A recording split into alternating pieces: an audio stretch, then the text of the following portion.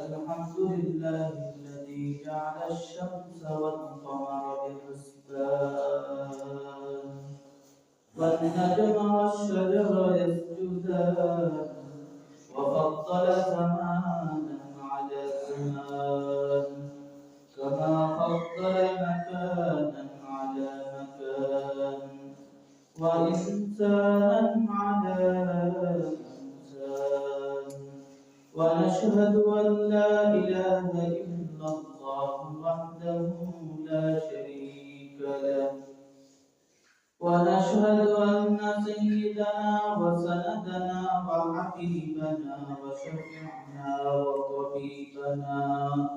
وطبيب قلوبنا وأولانا ومولانا محمدا عبده ورسوله الذي أرسله الله تعالى بالحق بشيرا ونذيرا وداعيا إلى الله بإذنه وسراجا وقمرا منيرا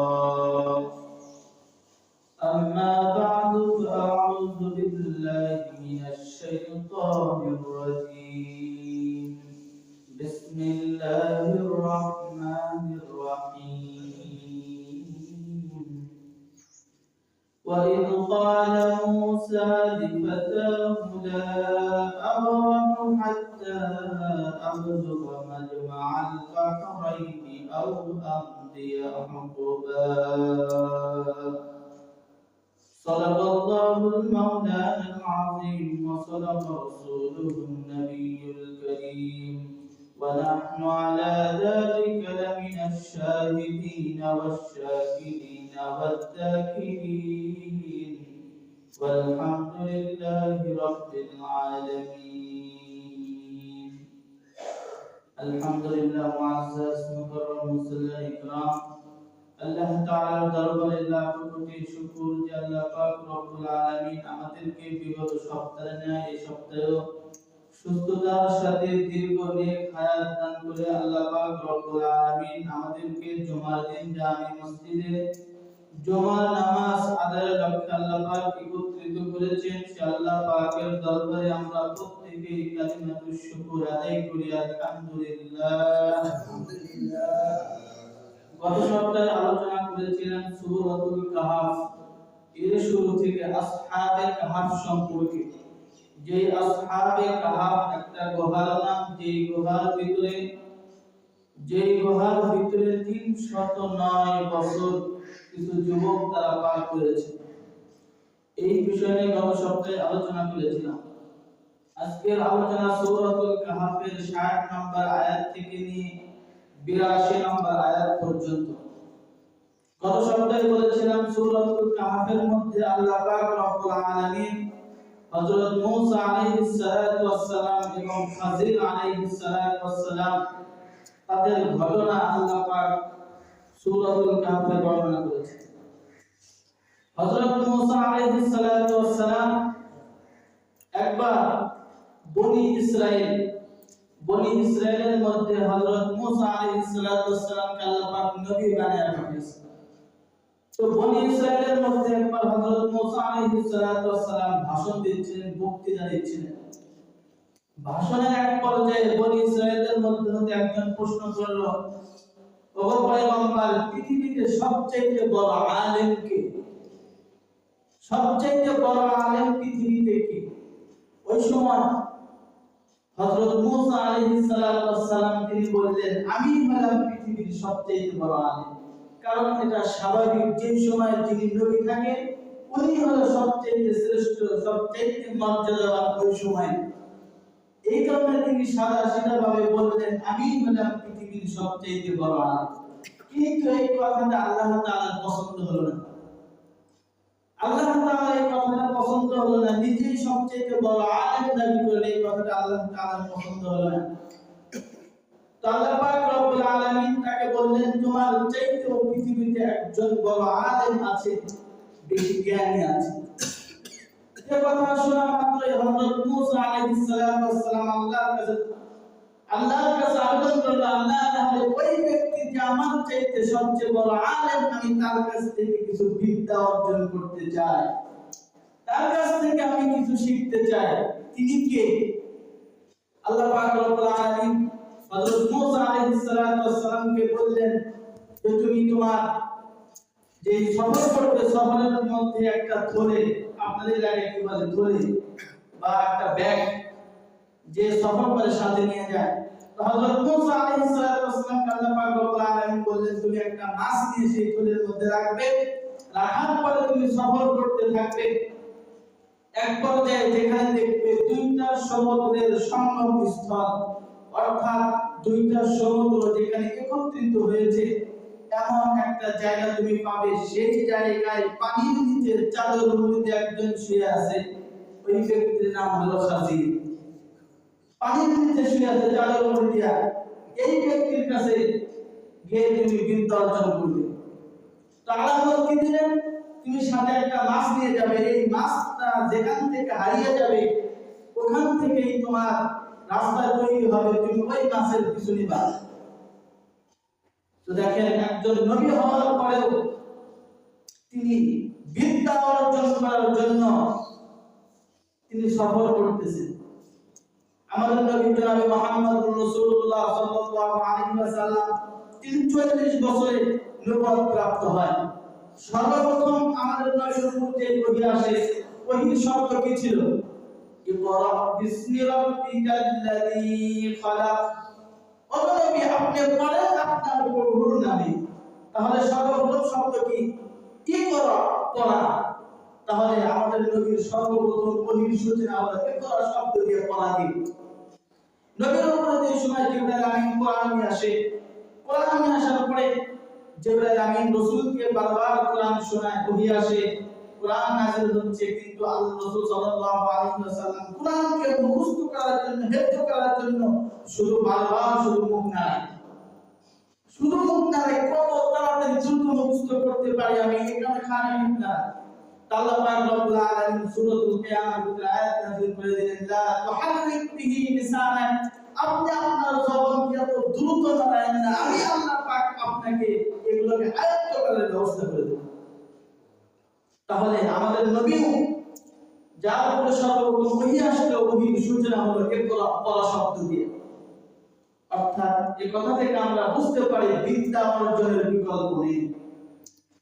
শুধু এটা নবীদের মধ্যে নয়, সাহাবায়ে কেরামদের মাঝেও বিদ্যা অর্জনের আগ্রহ ছিল, ইলম অর্জনের, জ্ঞান অর্জনের আগ্রহ ছিল।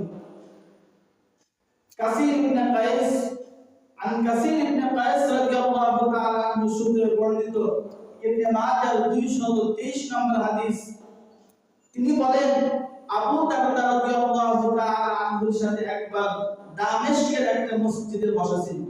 কে? কাসির ইবনে কায়েস। তো আবু দারদা রাদিয়াল্লাহু তাআলা আনহু দামেস্কের একটা মসজিদে বসা আছে, এমন সময় মদিনা মুনাওয়ারা থেকে, সেই রাসূলের মদিনা মুনাওয়ারা থেকে একজন ব্যক্তি সে মদিনা থেকে হেঁটে দামেস্কে চলে গেছে। কারণ সে আবু দারদার কাছ থেকে একটা হাদিস সে শুনতে পেরেছে, যে আবু দারদা শুনতে একটা হাদিস তার কাছে পৌঁছেছে। এই হাদিসটা সরাসরি আবু দারদা রাসূল থেকে শুনছে কিনা এটা যাচাই করার জন্য মদিনা মুনাওয়ারা থেকে হেঁটে চলে গেছে সেই দামেস্কে। মদিনা থেকে দামেস্কের দূরত্ব প্রায় 1200 কিলোমিটারের অধিক।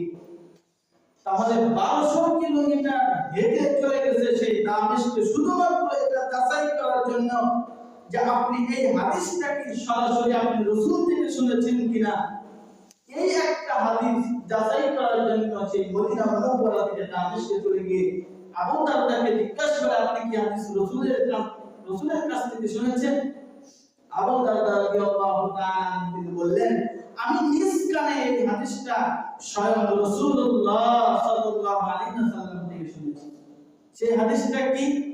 সেই হাদিসটা হলো মান সালাকা তরিকান ইয়ালতামিসু ফিহি ইলমা সাহালাল্লাহু লাহু বিহি তরিকান ইলাল জান্নাহ। যদি কোনো ব্যক্তি বিদ্যা অর্জন করার জন্য, জ্ঞান অর্জন করার জন্য বাড়ি থেকে বের হলো, যতদূর পর্যন্ত সে বিদ্যা অর্জন করার জন্য সফর করলো, পথ অতিক্রম করলো, অতদূর পর্যন্ত কাল কিয়ামতের ময়দানে জান্নাত পাওয়ার ক্ষেত্রে অতটুকু রাস্তাকে আল্লাহ পাক সহজ করে দিবে, অতটুকু পথ আল্লাহ পাক সংক্ষিপ্ত করে দিবেন, তার পথ কমে গেল। যে ব্যক্তি বিদ্যা অর্জন করার জন্য সফর করলো, পথ অতিক্রম করলো, এই ব্যক্তি পরকালে জান্নাত তার অতি দ্রুত কাছে চলে আসে, জান্নাত যাওয়ার পথ সংক্ষিপ্ত হয়ে গেল। এই একটা হাদিস যাচাই করার জন্য ওই ব্যক্তি মদিনা থেকে সেই দামেস্কের মসজিদে আবু দারদা রাদিয়াল্লাহু তাআলা আনহু কাছে গেছে। তো ইলম অর্জনের জন্য তাদের এই পরিমাণ আগ্রহ ছিল। আয়াতুল কুরসি আমরা জানি না, প্রত্যেকে আমরা জানি, কেউ পুরোপুরি না জানলেও এতটুকু জানি আয়াতুল কুরসি নামে একটা জিনিস আছে কোন বিষয়, যেটা পড়লে কি হয়, জিন ভূত আর বিভিন্ন অশ্লীল খারাপ জিনিস থেকে আল্লাহ পাক মানুষকে হেফাজত করে। তো এই আয়াতুল কুরসি একটা খবর আছে, বাইতুল মাল ছিল রাসূলের যুগে অর্থাৎ রাষ্ট্রীয় সম্পদ। এই রাষ্ট্রীয় সম্পদকে সংরক্ষণ করার জন্য এক রাতে রাসূলুল্লাহ সাল্লাল্লাহু আলাইহি ওয়াসাল্লাম আবু হুরায়রাকে নিযুক্ত করলেন যে আবু হুরায়রা, তুমি এই বাইতুল মালের মালগুলো সংরক্ষণ করো, রাতে তুমি পাহারা দিবে। তো রাতে সে পাহারা দিচ্ছে বাইতুল মাল, রাষ্ট্রীয় সম্পদ পাহারা দিচ্ছে। হঠাৎ করে রাতে, গভীর রাতে একটা চোর আসছে, আসার পরে সেই বাইতুল মাল থেকে মাল নিয়ে তার ব্যাগে ভরতেছে। তো আবু হুরায়রা দেখে ফেলছে, গিয়ে তার হাত ধরে ফেলছে। ধরে ফেলার পরে ওই সময় ওই চোর বলতেছে, ইন্নী মুহতাজ আলাইয়া আয়াল, আমি একজন দরিদ্র অসহায়, আমার পরিবার পরিজন আছে, আমি অসহায়, সুতরাং আমাকে ছেড়ে দাও, আমি অসহায়, আমি কি করব? এই কারণে আমি এখানে চুরি করতে এসেছি। তো আবু হুরায়রার দয়া হয়েছে ভিতরে, তো চোরকে রাত্রে ছেড়ে দিয়েছে। সকালবেলায় এই ঘটনা রাসূলুল্লাহকে বলতে গেছে, বলতে গিয়ে যাইতে দেরি, যখন রাসূলের কাছে পৌঁছেছে, রাসূলুল্লাহ সাল্লাল্লাহু আলাইহি ওয়াসাল্লাম আবু হুরায়রা রাসূলকে বলার আগেই রাসূলুল্লাহ সাল্লাল্লাহু আলাইহি ওয়াসাল্লাম আবু হুরায়রাকে বলতেছে, তোমার সেই রাতের বন্দীর কি খবর? যাকে তুমি রাতে বন্দী করেছিলে, গ্রেফতার করেছিলে, তার কি খবর? ওই সময় আবু হুরায়রা বলে, ও রাসূলুল্লাহ সাল্লাল্লাহু আলাইহি ওয়াসাল্লাম, সে আমার কাছে ওযর পেশ করেছে, সে অনেক দরিদ্র, আমি তাকে রাতে ছেড়ে দিয়েছি। তো হুজুর সাল্লাল্লাহু আলাইহি ওয়াসাল্লাম আবু হুরায়রাকে বললেন, আচ্ছা ঠিক আছে, যাও, ওই ব্যক্তি আজকে রাতে আবার আসবে, সে তোমাকে মিথ্যা বলেছে, তোমাকে ধোঁকা দিয়েছে, সাবধান, তার ধোঁকায় তুমি পড়ো না, ওই ব্যক্তি আজকে রাতে আবার আসবে। তো আবু হুরায়রা রাদিয়াল্লাহু তাআলা তিনি আবার রাতে পাহারা দিচ্ছেন, কারণ রাসূলুল্লাহ বলেছেন ওই ব্যক্তি আবার আসবে, এটা কোনদিন মিথ্যা হতে পারে না। তো রাতে পাহারা দিচ্ছেন, পাহারার এক পর্যায়ে আবার ওই চোর আবার আসছে, এসে আবার তার সেই ব্যাগের ভিতরে সেই মালগুলো নিয়ে ভরতেছে। আবু হুরায়রা আবার ধরে দিচ্ছে তাকে, বলছে তাকে, তুমি কেন আসছো? আবার সে একই উত্তর পেশ করছে, আমি দরিদ্র, আমার পরিবার পরিজন আছে, আমি অসহায়, আমাকে গ্রেফতার করিও না, আমাকে বন্দী করিও না, আমাকে ছেড়ে দাও। আবার সে আবু হুরায়রা রাদিয়াল্লাহু তাআলা আনহুর ভিতরে দয়া আসছে, তাকে আবার ছেড়ে দিয়েছে, আবার তাকে ছেড়ে দিয়েছে। আবার রাসূলুল্লাহ সাল্লাল্লাহু আলাইহি ওয়াসাল্লামের কাছে সকালবেলা যখন গেছে, রাসূলুল্লাহ সাল্লাল্লাহু আলাইহি ওয়াসাল্লাম আবার জিজ্ঞেস করছে, তোমার সেই বন্দীর কি খবর? রাতে তুমি তাকে গ্রেফতার করো নাই? তা আবু হুরায়রা বলল, ইয়া রাসূলুল্লাহ, সে অনেক দরিদ্র, তার কাকুতি মিনতি দেখে আমি আর সহ্য করতে পারি না, তাকে ছেড়ে দিয়েছি। রাসূলুল্লাহ সাল্লাল্লাহু আলাইহি ওয়াসাল্লাম বললেন, সে মিথ্যুক, সাবধান, তার থেকে সাবধান, সতর্কতা অবলম্বন করো, তার কথায় তুমি কান লাগায়া এই প্রতারণার শিকার হয়ে যাবে। এবং রাসূলুল্লাহ সাল্লাল্লাহু আলাইহি ওয়াসাল্লাম তাকে বলে দিলেন, আজকে তৃতীয় দিন আবার সে আসবে। আবু হুরায়রা রাদিয়াল্লাহু তাআলা তৃতীয় দিন আবার সেই বাইতুল মাল, রাষ্ট্রীয় সম্পদ পাহারা দিচ্ছে, রাতের বেলা ওই চোর আবার আসছে। আসার পরে আবু হুরায়রা রাদিয়াল্লাহু তাআলা আবার তাকে ধরে ফেলেছে, তাকে সেই ব্যাগের মধ্যে সেই বাইতুল মালগুলো উঠিয়ে দিয়েছে, সম্পদ চুরি করতেছে। তো আবু হুরায়রা রাদিয়াল্লাহু তাআলা তাকে ধরে ফেলে এবার বলল, এবার আর ছাড়াছাড়ি নেই, এবার তোমাকে রাসূলুল্লাহ সাল্লাল্লাহু আলাইহি ওয়াসাল্লামের কাছে নিয়ে যাব, এবার আর ছাড়তে হবে না। ওই সময় ওই চোর সে বলতেছে, আমি তোমাকে একটা বিদ্যা শেখাবো, যে বিদ্যার বিনিময়ে তুমি আমাকে ছেড়ে দাও। কি বিদ্যা? যে বিদ্যা তুমি অর্জন করলে, তুমি শিখলে, কোনো অনিষ্টতা তোমাকে স্পষ্ট করতে পারবে না, কোনো জিন ভূতের আসর তোমার উপর পড়বে না, কোনো খারাপ কাজের আসর তোমার উপর পড়বে না, সমস্ত খারাপ জিনিস থেকে তুমি হিফাজত থাকবে। এমন একটা জিনিস আমি তোমাকে শিক্ষা দেবো, এর বিনিময়ে তুমি আমাকে ছেড়ে দাও। কিন্তু দ্বিতীয় দিন আবু হুরায়রা তো একেবারে দৃঢ়ভাবে ইচ্ছা করেছে, আপন যতন করেছে আমি এবার রাসূলকে ধরে নিয়ে রাসূলের কাছে যাব। কিন্তু যখন তাকে বলতে তোমাকে বিদ্যা শেখাবো, তোমাকে এমন কিছু জ্ঞান, এমন কিছু বিষয় তোমাকে শিক্ষা দেবো যেটার বিনিময়ে তুমি বিভিন্ন অনিষ্টতা থেকে, শয়তানের কুমন্ত্রণা থেকে তুমি বাঁচতে পারবা, এটা শুনে বলতে আচ্ছা ঠিক আছে তুমি আমাকে শিক্ষা দাও, এর বিনিময়ে তোমাকে ছেড়ে দেওয়া। ওই সময় সে কি করছে, ওই চোর আবু হুরায়রাকে শিক্ষা দিল, আল্লাহু লা ইলাহা ইল্লা হুয়াল হাইয়ুল কাইয়্যুম লা তাখুযুহু সিনাতুন ওয়া লা নাওম। পুরো আয়াতুল কুরসি আবু হুরায়রাকে শিক্ষা দিল, এটা যদি তুমি পড়ো, রাতে ঘুমানোর আগে এটা পড়ো, তাহলে পৃথিবীর কোনো অনিষ্টতা তোমাকে স্পর্শ করতে পারবে না। পরের দিন রাসূলুল্লাহ সাল্লাল্লাহু আলাইহি ওয়াসাল্লাম কাছে এসে বলতেছে, ইয়া রাসূলুল্লাহ, আমাকে বিদ্যা অর্জনের জন্য আমাকে যখন সেই লোক দেখাইছে, আমাকে বিদ্যা অর্জনের জন্য আগ্রহ প্রকাশ করছে, আমি এই বিদ্যা অর্জনের জন্য চৌকি রাতে ছেড়ে দিয়েছি। ওই সময় রাসূলুল্লাহ সাল্লাল্লাহু আলাইহি ওয়াসাল্লাম বললেন, তোমাকে যে বিদ্যা সে দিয়েছে এটা সঠিক বিদ্যা দিয়েছে, ঠিকই সে বলেছে। এরপর রাসূলুল্লাহ সাল্লাল্লাহু আলাইহি ওয়াসাল্লাম আবু হুরায়রাকে বললেন, আবু হুরায়রা, এটা চোর না, এটা হলো শয়তান। এটা চোর না, এটা শয়তান। সে 3 দিন তোমার চুরি করতে এসেছিল, সর্বশেষ সে বিপদে পড়ে এমন জিনিস শিখতে দিয়েছে যার মাধ্যমে আজকেও আমরা সেই জিন ভূত যত খারাপ জিনিস আছে তার সমস্ত খারাপ থেকে আমরা আশ্রয় পাই। তো দেখেন একটা বিদ্যা অর্জনের জন্য তাই চোরকে ছেড়ে দিয়েছে। এই কথাই আমি বলতেছিলাম, এই বিদ্যা অর্জনের আগ্রহ শুধু নবীদের ছিল না, সমস্ত সাহাবায়ে কেরামদের মধ্যেও ছিল। সর্বপ্রথম আমাদের নবীর উপর সর্বপ্রথম যে ওহী আসে, ওহীর শব্দ ছিল ইকরা, পড়ো তুমি তোমার প্রভুর নামে। আজকে স্কুল কলেজ ভার্সিটির সামনে দেখবেন লেখা আছে, শিক্ষার কোনো বয়স নাই, চলো সবাই পড়তে যাই, শিক্ষার জন্য আসো, সেবার জন্য বেরিয়ে যাও। নাকি লেখা দেখেন না আপনারা? আমি নিজেই দেখি, আপনারা কি দেখেন না? তাহলে শিক্ষা, বিদ্যার বিকল্প কিছু নেই, কিন্তু অল্প বিদ্যা ভয়ঙ্কর। সবসময় মৃত্যু পর্যন্ত জ্ঞান অর্জনের পিছনে থাকা, চেষ্টা করা, সবসময় জানার আগ্রহ ভিতরে থাকে, অল্প জেনে ফিতনা সমাজে সৃষ্টি না করা। তো হযরত মুসা আলাইহিস সালাম যখন আল্লাহ পাক রব্বুল আলামিন দিক মনে আছে আপনাদের, সেই মুসা আলাইহিস সালাম যখন বলল আমি পৃথিবীর সবচেয়ে বড় আলেম, আল্লাহ তাআলা জানায় দিলেন তুমি সবচেয়ে বড় আলেম না, তোমার চাইতে বড় আলেম একজন আছে। তো কে? খাজির আলাইহিস সালাম। এখন খাজির তিনি নবী ছিলেন নাকি ওলি ছিলেন, এই ব্যাপারে মুফাসসিরিন ইকরাম মতলক্ক করেছেন। অনেকেই বলেছেন তিনি একজন ওলি ছিলেন, নবী ছিলেন না, আবার অনেকেই বলেছেন তিনি নবী ছিলেন। তবে নির্ভরযোগ্য সূত্র তিনি একজন নবী ছিলেন না, বরং তিনি একজন ওলি ছিলেন।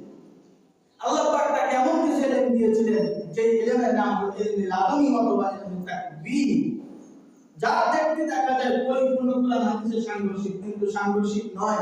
যখন ব্যাখ্যা দেওয়া হয় আলোচনা বলা হয় ঠিকই আছে। এমন কিছু বিদ্যা সেই খাজির আলাইহিস সালাম আল্লাহ পাক রব্বুল আলামিন দিয়েছেন। তো হযরত মুসা আলাইহিস সালাম তার খাদেমকে নিয়ে সফরে রওনা হলো। এই পরিপূর্ণ সফরের কথা আল্লাহ পাক রব্বুল আলামিন সূরাতুল কাহফের 60 নম্বর আয়াত থেকে 82 নম্বর আয়াত পর্যন্ত ধারাবাহিকভাবে বর্ণনা করেছেন।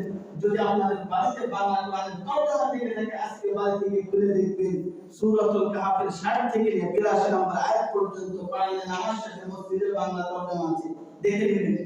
ঘটনার ভিতরে কোনো কি নাই, ব্যাখ্যা বিশ্লেষণ নাই। আল্লাহ পাক রব্বুল আলামিন স্পষ্টভাবে সেই পরিপূর্ণ ঘটনা বিস্তারিত তুলে ধরেছেন। আল্লাহ তাআলা বলেন, وَإِذْ قَالَ مُوسَى لِفَتَاهُ لَا أَبْرَحُ حَتَّى أَبْلُغَ مَجْمَعَ الْبَحْرَيْنِ أَوْ أَمْضِيَ حُقُبًا। ওই সময় কথা স্মরণ করো যখন মুসা আলাইহিস সালাম তার সাথী সঙ্গী সফর সঙ্গীকে বলেছিল চলো আমরা সফর করি, যতক্ষণ পর্যন্ত দুইটা সমুদ্রের মিলনস্থল না পাবো ততক্ষণ পর্যন্ত আমরা সফর করব। আর আন্দিয়া কতবার যুগের পর যুগ, মাসের পর মাস, বছরের পর বছর শুধু সফর করতেই থাকবো যতক্ষণ পর্যন্ত দুইটা সমুদ্রের সঙ্গম স্থান না পাবো।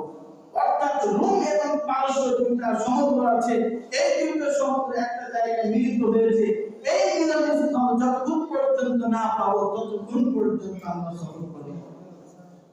তো মুসা আলাইহিস সালাম তার যে সঙ্গে সঙ্গে নাম ছিল ইউশা বিন নুন।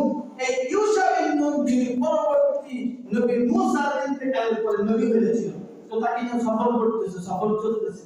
তো প্রথমে কি নিয়েছে, একটা থলের ভিতর মাছ কিন্তু নিয়েছে, শুরুতে বলেছিলাম। এই মাছটাকে নিয়ে রওনা হয়ে যায়। আল্লাহ পাক রব্বুল আলামিন বলেছেন যেখানে মাছটা হারিয়ে যাবে সেখানে ওই ব্যক্তির গন্তব্যস্থল। সে রওনা হয়ে হাঁটতেছে, হাঁটতে হাঁটতে এক পর্যায়ে কিছু দূর যাওয়ার পরে বিশ্রামের জন্য একটা পাথরের উপরে মাথা লাগায় শুয়েছে। তো মাথা লাগায় শুয়েছে, ওই সময় তার ব্যাগ থেকে যে ব্যাগ ধরেছিল ওই ধরে থেকে মাছটা কি হয়েছে, বের হয়ে সমুদ্রে চলে গেছে। যেই পাথরের উপর মাথা লাগায় শুয়েছে, মুফাসসিরিন ইকরাম বলেন এই পাথরের নিচে এক প্রকার পানি ছিল, যেই পানির নাম হলো আবে হায়াত। এই পানি যদি কোনো মৃত্যু প্রাণীর উপরে পড়ে ওই মৃত্যু প্রাণী জিন্দা হয়ে। তো ভালো মাছ তার ব্যাগে ছিল। হযরত মুসা আলাইহিস সালামের সাথে খাদেম ওই পানি থেকে ওযু করতেছিল, ওযুর এক ফোঁটা পানি ছিটে গিয়ে মাছের উপর পড়ছে, মাছ ওখান থেকে জীবিত হয়ে নদীর দিকে হাঁটছে। তো ঘুম থেকে ওঠার পরে ওই সময় খাদেম চিন্তা করলো এখন তো নবী মুসা ঘুমাইছে, এখন বলা যাবে না, ঘুম থেকে উঠলে বলবো। তো ঘুম থেকে উঠলে বলবে, কিন্তু এদিকে শয়তান তাকে ভুলায় দিয়েছে, বলার কথা মনে নাই। তো কি হয়েছে, ঘুম থেকে ওঠার পর আবার হাঁটাচ্ছে, আবার অনেক দূর পর্যন্ত চলে গেছে। এক পর্যায়ে যাওয়ার পরে নবী মুসা ক্লান্ত চলে আসছে, কারণ যে জায়গা আল্লাহ পাক যাওয়ার জন্য বলছে সেই জায়গা অতিক্রম করে আর বহুদূর চলে গেছে, এই কারণে ক্লান্ত ভিতরে বলে আল্লাহ পাক মনে করা দেবে। ভিতরে ক্লান্তি চলে আসছে। ক্লান্তি চলে আসার পরে খাদেমকে বলছে নাস্তা নিয়ে আসো। তো নাস্তার জন্য যে সময় ব্যাগ খুলছে, খুলে দেখে মাছটা হারিয়ে গেছে। ওই সময় খাদেমের মনে পড়ছে, মাছটা কোথায় গেল, ওই যে মাছটা চলে গেছে। এটা আবার খাদেম ওই সময় খেয়াল করছে, কিন্তু নবী মুসাকে বলতে ভুলে গেছে। মাছ ব্যাগ থেকে বের হয়ে সমুদ্রে চলে গেছে, যেখান থেকে গেছে ওখান থেকে একটা সুড়ঙ্গ তৈরি হয়ে গেছে। নিজ দিয়ে ভাবে মাছ করতে করতে চলে গেছে, একটা সুড়ঙ্গ তৈরি হয়েছে। এইদিকে মুসা সেখানে নাই, অনেক দূর চলে গেছে। এই কথা আল্লাহ তাআলা বলতেছে ফালাম্মা বালাগা মাজমা বাইনিহিমা নাসিয়া হুতাহুমা। তার দুইজন যখন সেই দুই সমুদ্রের সঙ্গম স্থলে পৌঁছার পরে নাসিয়া হুতাহুমা, সেই মাছের কথা ভুলে যায়। ফাত্তাখাযা সাবিলাহু ফিল বাহরি সারাবা, এরপর ওই মাছটা সমুদ্রের ভিতরে সুড়ঙ্গ তৈরি করে মাছ নদীতে চলে যায়। ফালাম্মা জাওয়াজা ক্বালা লিফাতাহু আতিনা ফাদারানা, এই জায়গা অতিক্রম করার পরে অনেক দূর চলে যাওয়ার পরে হযরত মুসা আলাইহিস সালাম খাদেমকে ডাক দিয়ে বলে নাস্তা নিয়ে আসো। লাকাদ লাকিনা মিন সাফারিনা হাযা নাসাবা, এই সফরটা অত্যন্ত কষ্টদায়ক সফর। যারা বিদ্যা অর্জন করতে যায়, পড়াশোনা করতে যায়, এই পড়াশোনার জীবন অনেক কষ্টদায়ক জীবন, অনেক পরিশ্রমিক একটা জীবন, পড়াশোনার জীবন। তো মুসা আলাইহিস সালাম বিদ্যা অর্জনের জন্য বের হয়েছে, পথ অতিক্রম বেশি করে ফেলছে, ক্লান্ত হয়েছে। খাদেমকে বলছে নাস্তা নিয়ে আসো। যখন নাস্তার কথা বলছে বলা মাত্রই তার খাদেমের মনে পড়ে গেছে নাস্তাটা আগে হারিয়ে ফেলেছে। ওই সময় যে কোনো সময় দেখবেন বাড়ির যে কাজের লোক থাকে সে মালিককে কোনো কথা অপরাধ করলে মানে কথা বলতে একটু ভয় পায়। ছাত্র উস্তাদকে কথা বলতে ভয় পায়, উস্তাদের সাথে কথা বলতে। তো ওই খাদেম মুসা আলাইহিস সালামকে বলতে, কিন্তু বলতে ভিতরে একটু ইতস্ত বোধ হচ্ছে, ভয় পাচ্ছে। কেমন কেমন করে বলতেছে, ক্বালা আরাইতা ইয আওয়াইনা ইলা সাফরা, ওগুলো মুসা আমরা যখন একটা পাথরের উপরে ঘুমাইছিলাম, আশ্রয় নিয়েছিলাম, ইলা সাফরা ফাইনি নাসিতু, ওই সময় আমি মাছের কথা ভুলে গেছি। তো কি হয়েছে, ভাই যে ওমা আনসানি ইল্লা শাইতান, ওই সময় শয়তান আমাকে ভুলে গেছে। আমি আপনাকে বলবো যে মাছ চলে গেছে, কিন্তু রে আমার মনে নেই, শয়তান আমাকে ভুলাই দিয়েছে, আমি আর কুরাহু সেটা আমি আর বলতে পারি নাই, শয়তান আমাকে ভুলাই দিয়েছে। কিরকম আজীব ভাবে সে মাছটা ব্যাগ থেকে বের হয়ে সমুদ্রে চলে গেল, সুরঙ্গ তৈরি করে। এই কথা শোনা মাত্রই, কারণ মুসা আলাইহিস সালাম এমনি একটু রাগী মেজাজে, তো খাদেমকে যখন এই কথা যখন খাদেম মুসাকে বলল, মুসা আলাইহিস সালাম শান্তভাবে বললেন, আচ্ছা ঠিক আছে চলো আবার আমরা পিছনের দিকে হাঁটা দিই।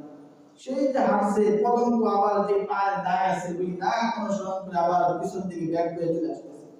আসার পরে কি করলো, فوجد عبدا من عبادنا آتيناه رحمة من عندنا وعلمناه من لدنا علما।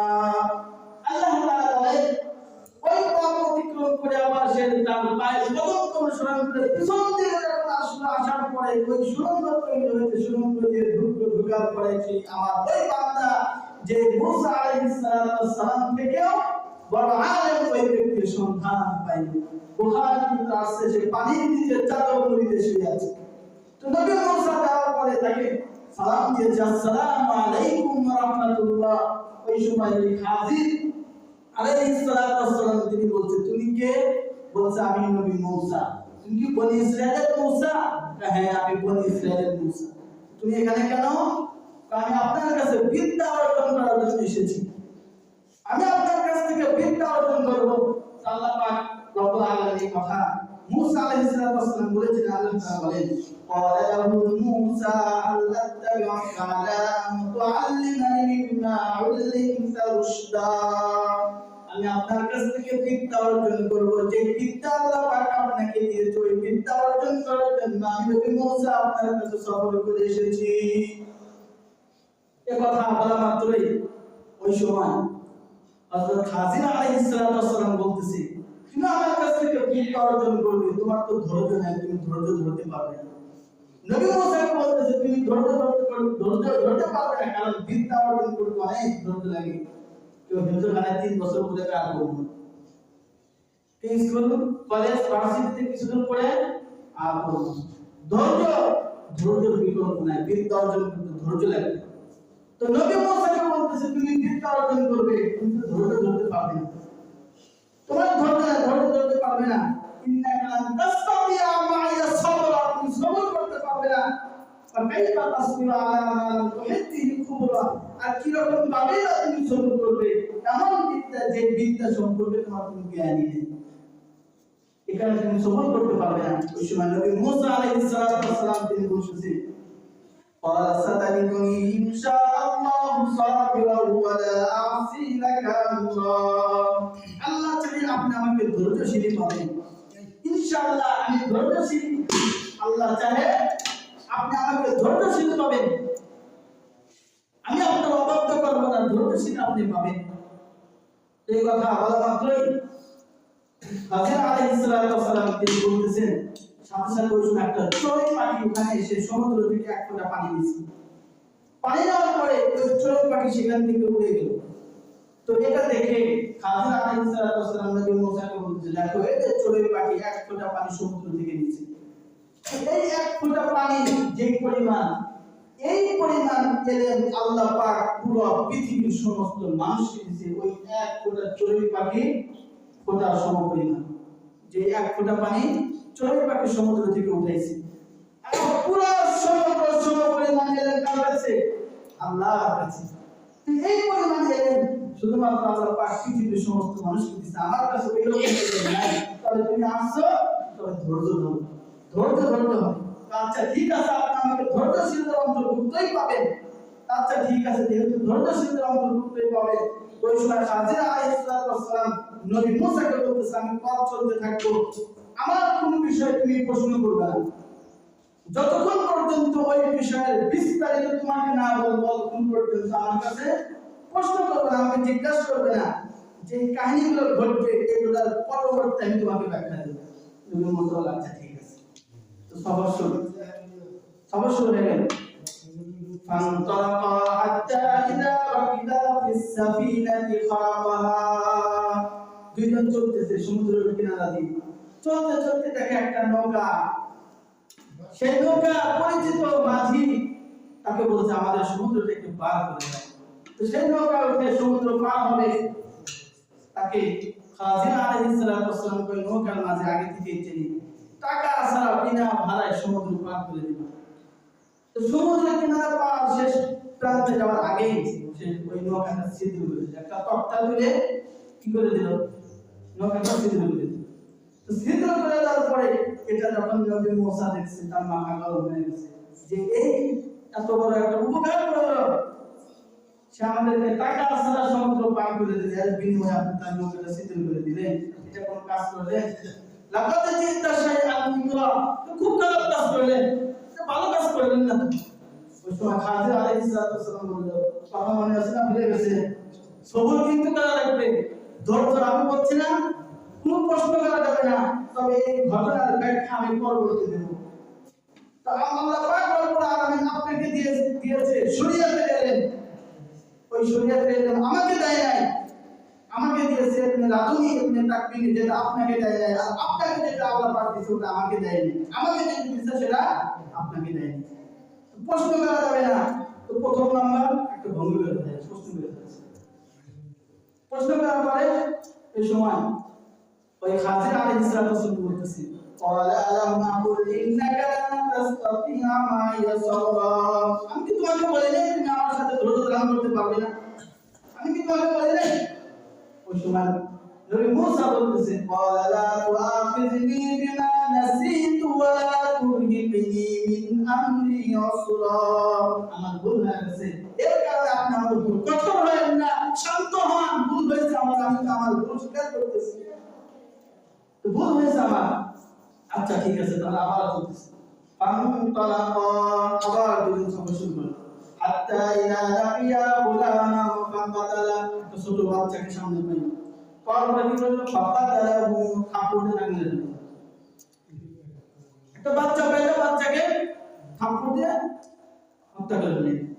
এরপরে নবী মুসা দেখে, ক্বালা আকাতালতা নাফসান যাকিয়াতান বিগাইরি নাফস লাকাদ জিত্তা শাইআন নুকরা, আপনি এমন একজন শিশুকে, যার কোনো দোষ নেই, নিষ্পাপ একটা শিশুকে এমনি হত্যা করে, দেখি কোন ভালো কাজ করলেন? নবী মুসা আবার প্রশ্ন শুরু করে দিলেন। খাজির আলাইহিস সালাম বললেন, আমি কি তোমাকে বলি নাই আলাম আকুল লাকা ইন্নাকা লান তাসতাতিআ মা'ইয়া সাবরা, তুমি আমার সাথে ধৈর্য ধারণ করতে পারবে না, সবর করতে পারবে না? তাহলে কয়বার ভূমি করলাম? দুইবার হয়ে গেছে। এরপর আবার বলতেছে, ক্বালা ইন সাআলতুকা আন শাইইন বা'দাহা, নবী মুসা বলতেছে, এরপরে যদি আবার একবার প্রশ্ন করি, ফালা তুসাহিবনি, তাহলে আমি আর আপনার সাথে যাব না, আপনি আমাকে সবরটা বাদ দিয়ে দিন। ক্বালা বালাগতা মিন লাদুন্নি উযরা, শেষবার নজর করতেছে, আমি আর প্রশ্ন করব না, সর্বশেষবার আমি আর প্রশ্ন করব না। আচ্ছা ঠিক আছে, ফান্তালাকা, আবার দুজন সফর করতেছে। কে কে মনে আছে তো? হযরত মুসা আর খাজির আলাইহিস সালাম আবার সফর শুরু করে দিল। হাত্তা ইযা আতায়া আলাল কারিয়াতি ইসতাতামা আহলাহা, সফর করতে করতে একটা এলাকার কাছে গেল, যাওয়ার পরে এলাকার লোকদের কাছে কিছু মেহমানদের জন্য নাস্তা চাইল, আমাদের ক্লান্ত হয়েছে, কিছু নাস্তা দাও। কিন্তু ওই এলাকাবাসী তাদের মেহমানদারি করতে পাশে গেল, খানা দিতে পারবো না, খানা দিতে পারবো না, অস্বীকার করে দিল। ফাওয়াজাদা ফিহা জিদারাইনি তুআইয়াম ফারতাফা আকামা, ওই এলাকায় একটা দেওয়াল ছিল, যে দেওয়ালটা হিলেছে, পড়ে যাবে। হযরত খাজির আলাইহিস সালাম ওই দেওয়ালটা সোজা করে দিলেন। ওই সময় নবী মুসা কয় যে দেওয়ালটা সোজা করে দিলেন, আর বিনিময়ে কিছু টাকা চাইলে তো নাস্তা হয়ে যায়, তাহলে ফিরে ফিরে একটা কাজ করে দিলেন। ওই সময় কয়বার হলো? তিনবার। এবার হযরত খাজির আলাইহিস সালাম নবী মুসাকে বলে, তোমার সাথে আমার সম্পর্ক, সফরের সম্পর্ক দিচ্ছে শেষ। যেটা বলেছিল, যে এলেম আমাকে দিয়েছে তোমাকে দেয় নাই, তোমাকে যে এলেম আল্লাহ দিয়েছে ওটা আমাকে দেয় নাই, সফর এবার বিচ্ছিন্ন হয়ে গেল। এরপরে সাউনাতু কান্নবী হযরত খাজির আলাইহিস সালাম তিনি বলেন, ওই তিনটা ঘটনা ঘটলো, সেটা ব্যাখ্যা এবার শুনো।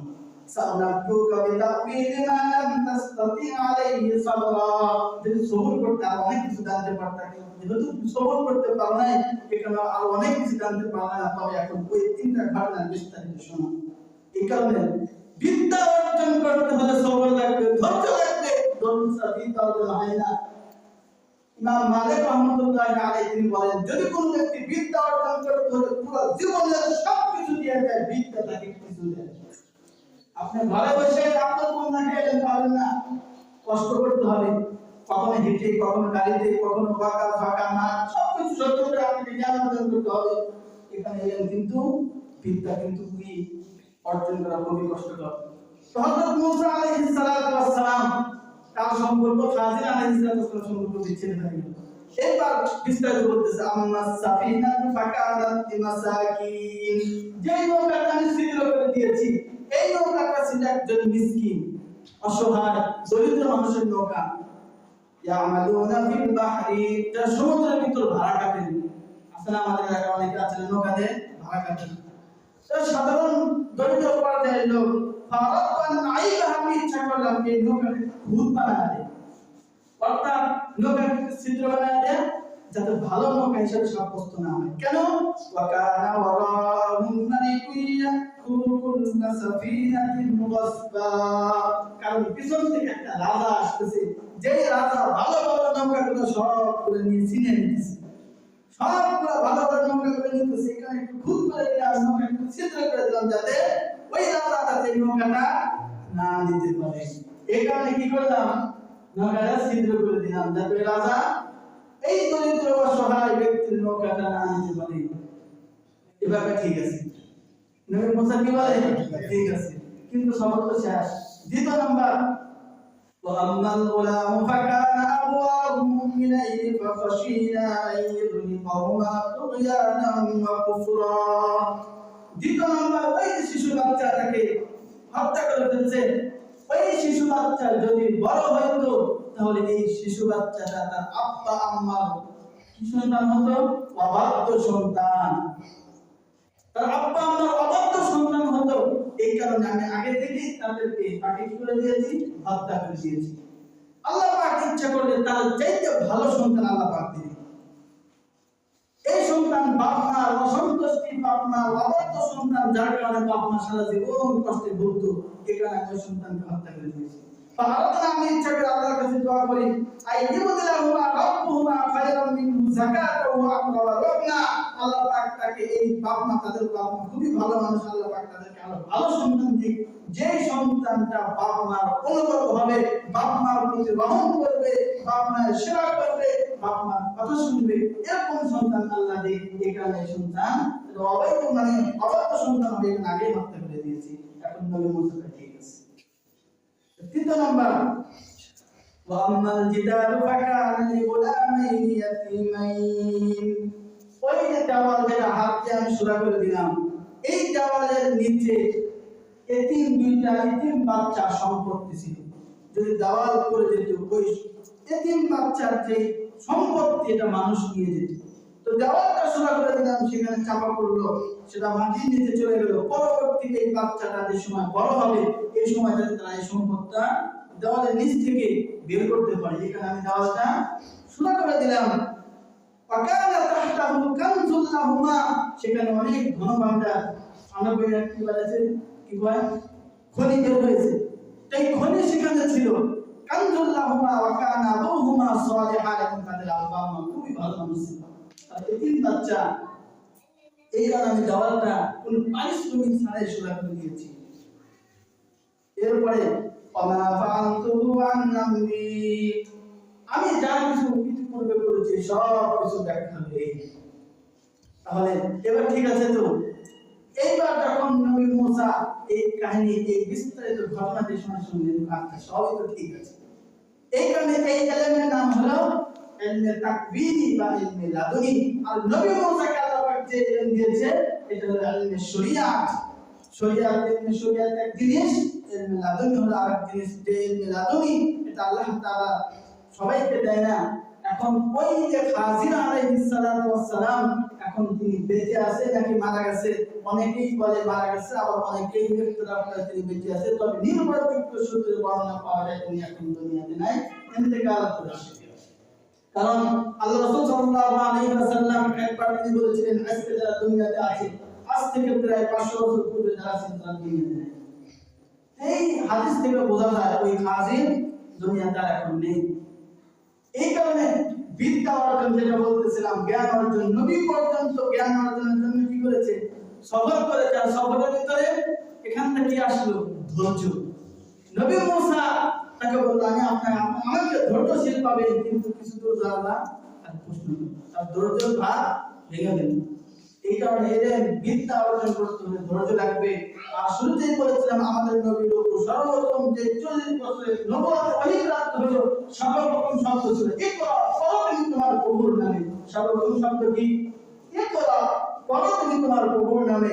এই কারণে বাংলাদেশের যত বিদ্যালয় আছে সব জায়গায় এখন শিক্ষার কোনো বয়স নাই। চলো সবাই পড়তে যাই, শিক্ষার জন্য আসো, সেবার জন্য বেরিয়ে যাও। এখানে জ্ঞান অর্জন করে কোনো সময় অহংকার করতে নাই। অহংকার আপনার বিদ্যা সব শেষ করে দিবে। আবার অল্প বিদ্যা ভয়ঙ্কর।